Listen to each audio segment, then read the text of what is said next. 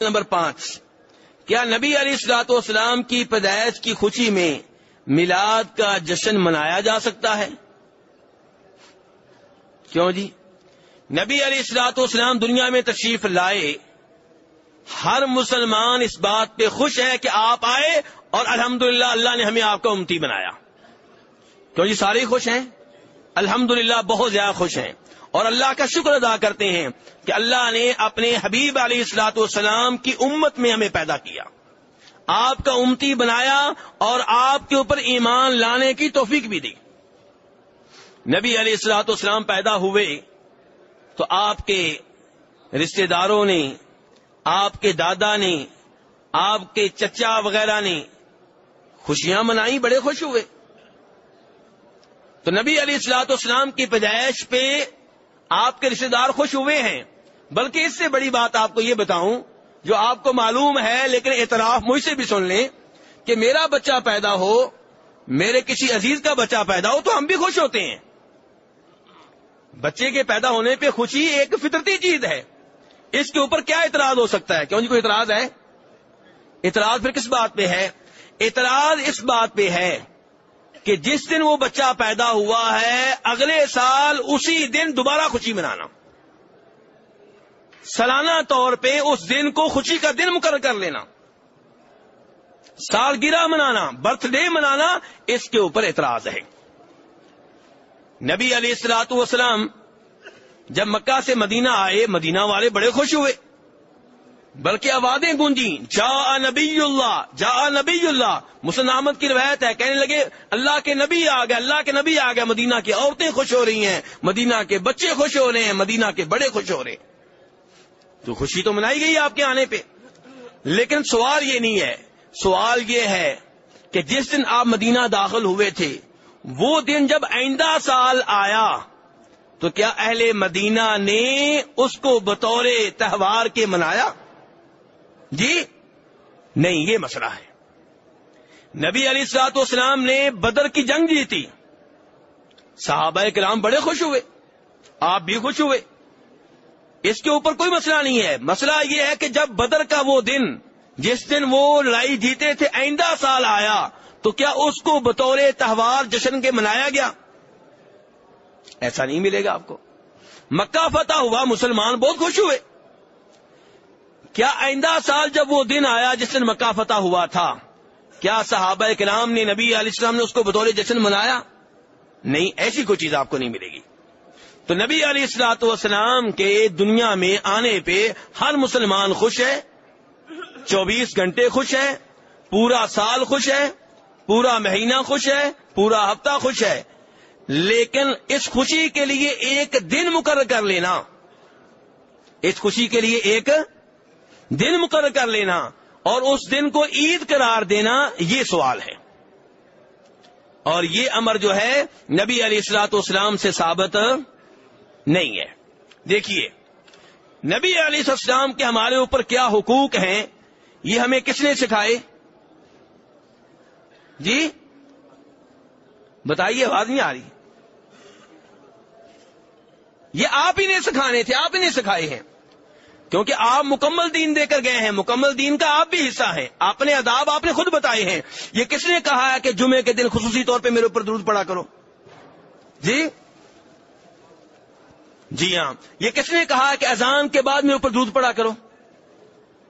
یہ کس نے کہا کہ میرے اوپر سلام پڑھو گے تو فرشتے مجھ تک پہنچائیں گے؟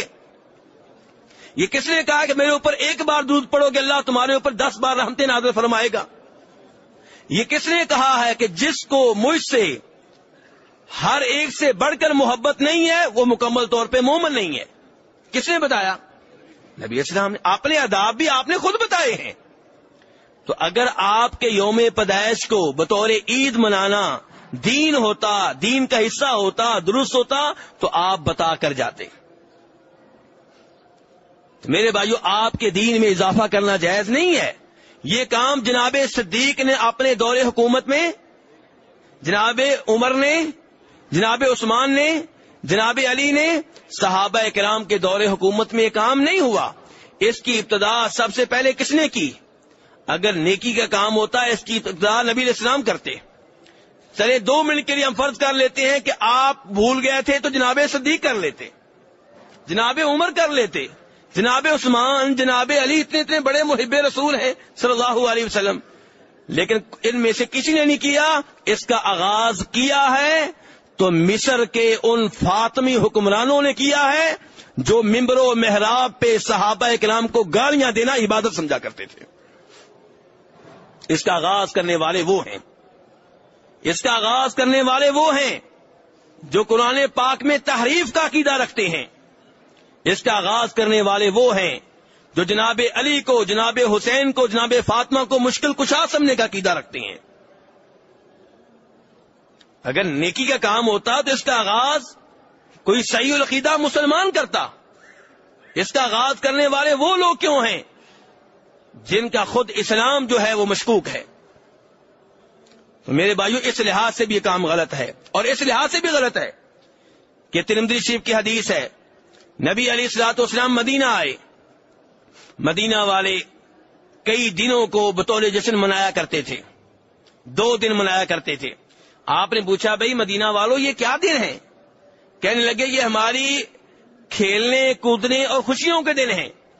تو آپ نے فرمایا اللہ نے ان کے بدلے میں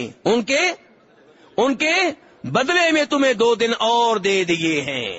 آپ نے یہ نہیں کہا کہ وہ 2 دن بھی رہیں گے اور 2 دن تمہیں میں بھی دے رہا ہوں، وہ 2 دن ختم کیے۔ فرمایا ان 2 دنوں کے بدلے میں اللہ نے تمہیں 2 دن اور دے دیے ہیں، ایک عید الفطر اور ایک تو اسلام میں سالانہ عیدیں کتنی ہیں؟ تیسری کوئی عید نہیں ہے میرے بھائیوں۔ اور میرے بھائیوں، عجیب بات یہ ہے کہ نبی علیہ الصلوۃ والسلام جب مکہ سے مدینہ آئے ہیں، آپ یہاں پہ رہے ہیں، فوت ہو گئے ہیں، جناب صدیق حکمران بنے ہیں، جناب عمر حکمران بنے ہیں، تو مسلمانوں کی میٹنگ ہوئی۔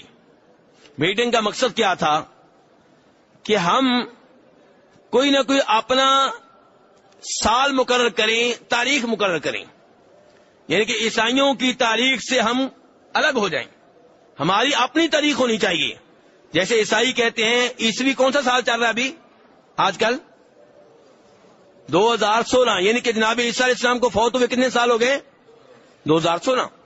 تو مسلمانوں نے کہا کہ اپنا سال ہونا چاہیے۔ اب عیسائیوں کا سال کہاں سے شروع ہوتا ہے؟ جناب عیسیٰ علیہ السلام کی، جناب عیسیٰ علیہ السلام کی بولیے پیدائش سے۔ اگر مسلمان نبی علیہ الصلوۃ والسلام کے یوم پیدائش کو اہمیت دینے والے ہوتے تو اپنی تاریخ کا آغاز آپ کی پیدائش والے سال سے کرتے، لیکن مسلمانوں نے، صحابہ کرام نے مسلمانوں کی تاریخ کا آغاز آپ کی ہجرت کے سال سے کیا ہے، پیدائش والے سال سے نہیں کیا۔ کم از کم ہمیں یہاں سے سمجھانا چاہیے تھا، ہم یہیں سے اندازہ کر لیتے کہ صحابہ کرام نے آپ کے یوم پیدائش کا اہتمام نہیں کیا، اور آپ کے یوم پیدائش کے عدم اہتمام کا علم ہمیں یہاں سے بھی ہوتا ہے کہ پرانے علماء میں، جتنے بھی پرانے علماء کرام ہیں، ان میں اختلاف ہے کہ نبی اسلام کب پیدا ہوئے ہیں۔ اگر انہوں نے آپ کے یوم پیدائش کا اہتمام کیا ہوتا تو یہ اختلاف سب کو پتا ہوتا، فلاں دن کو وہ جشن منایا کرتے تھے، خوشی کے طور پہ منایا کرتے تھے، لیکن نہیں۔ یہاں پہ تو صورتحال یہ ہے، کچھ علماء کرام کہتے ہیں کہ آپ 9 ربیع الاول کو پیدا ہوئے، کچھ کہتے ہیں آپ 10 کو پیدا ہوئے، کچھ کہتے ہیں آپ 11 کو پیدا ہوئے، اور کچھ کہتے ہیں آپ 8 کو پیدا ہوئے، کچھ کہتے ہیں کہ آپ 10 محرم کو پیدا ہوئے، ربیع الاول کے مہینے میں پیدا ہی نہیں ہوئے۔ آپ حیران ہوں گے، یہ کہنے والے کون ہیں جانتے ہیں؟ شیخ عبدالقادر جیلانی۔ شیخ عبدالقادر جیلانی رحمہ اللہ کا موقف ہے کہ آپ علیہ السلام 10 محرم کو پیدا ہوئے ہیں، اور پاک و ہند میں جو گروہ سب سے زیادہ آپ کے یوم پیدائش کا اہتمام کرتا ہے، ان کے بانی کا موقف ہے، ان کے بانی کا موقف ہے، ان کے مؤسس کا موقف ہے کہ نبی علیہ السلام 8 ربیع الاول کو پیدا ہوئے۔ تو یہ جشن کب منایا جا رہا ہے؟ جس کے بارے میں سب مانتے ہیں کہ اس تاریخ کو آپ فوت ہوئے ہیں، اور جن کے دادا وغیرہ زندہ ہیں ان سے پوچھ لیں کہ آپ کے دادا کی جوانی کے سالوں میں 12 ربیع الاول کو کیا کہتے تھے، 12 وفات کہتے تھے.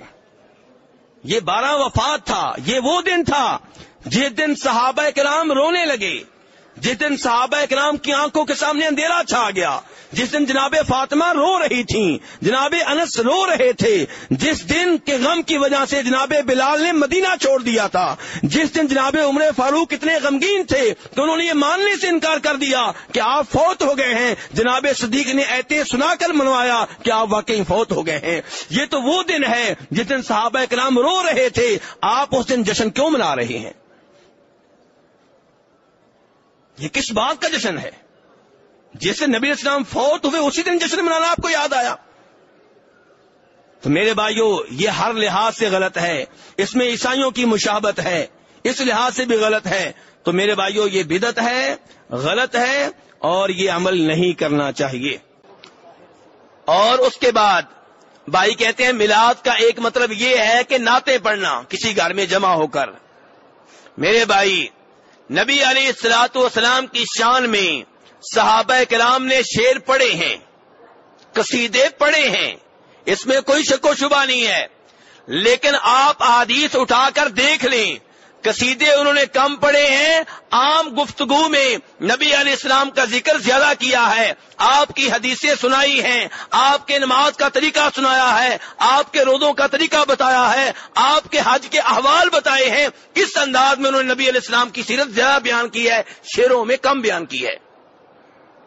لیکن ہم نے کیا کر لیا جی, نعتیں شعر پڑھنے ہیں, اور ان میں بھی شرکی الفاظ ہوتے ہیں, اور خوبصورت آواز کو دیکھا جاتا ہے, اور ہو سکتا ہے سننے والوں کو کسی لفظ کی سمجھ نہ آ رہی ہو, بس یہ پتا ہو کہ آواز بڑی خوبصورت ہے.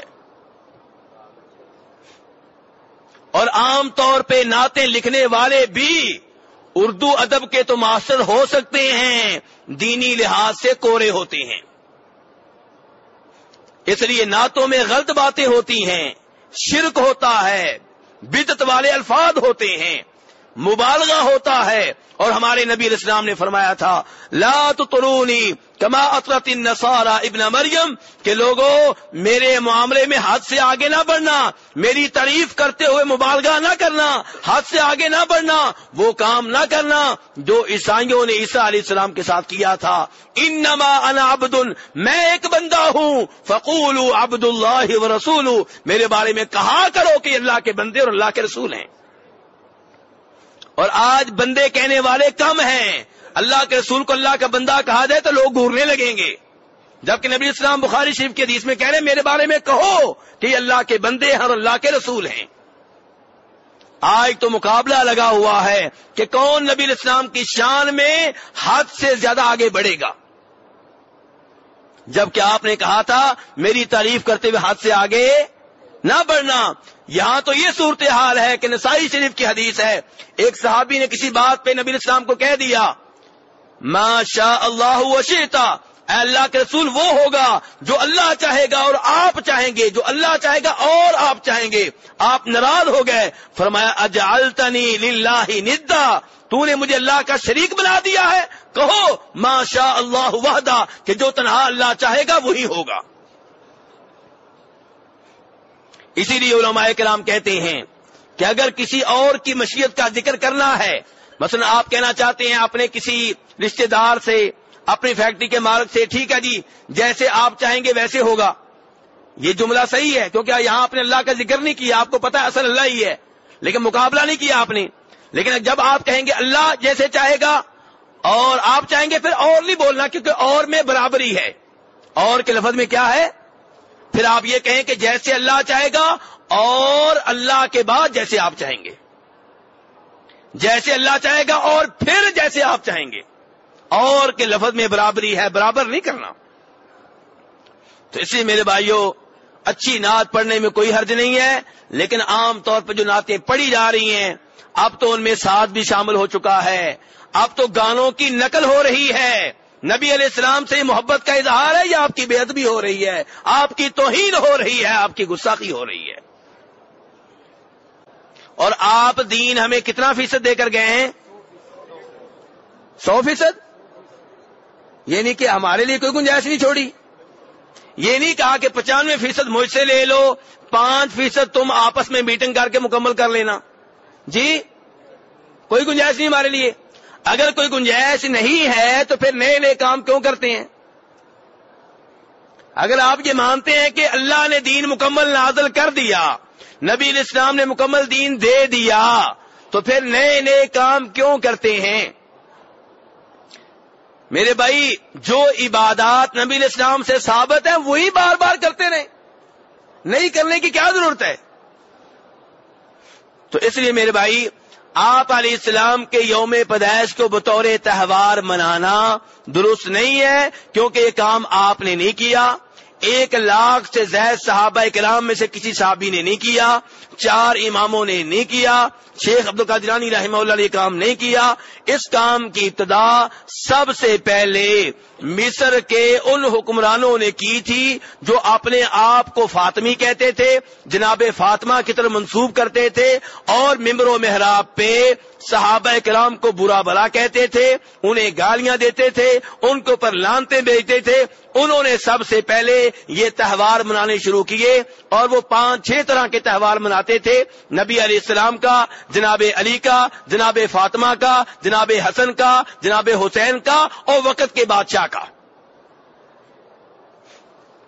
تو جس کام کا سنگ بنیاد رکھنے والے نبی علیہ السلام نہیں ہیں، صحابہ کرام نہیں ہیں، پہلی 3 صدیوں میں وہ کام نہیں ہوا، اس کی بنیاد رکھنے والے اور طرح کے لوگ ہیں، تو آپ ان کی پیروی میں یہ غلط کام کیوں کر رہے ہیں؟